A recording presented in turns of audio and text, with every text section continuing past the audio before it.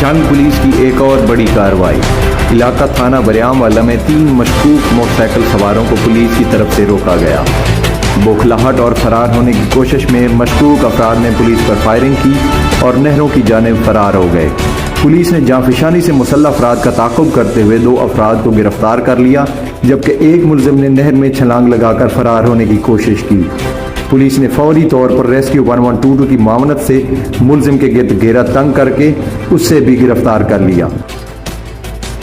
ملزمان کے قبضہ سے 1 عدد پسٹل اور موٹر سائیکل برآمد کر کے تفتیش کا آغاز کر دیا گیا ہے۔ کرمنل ریکارڈ کے مطابق 2 گرفتار ملزمان چوری اور ڈکیتی کی متعدد وارداتوں میں جھنگ، ٹوبہ ٹیکسنگ اور خانے وال پولیس کو مطلوب مجرمان اشتہاری نکلے۔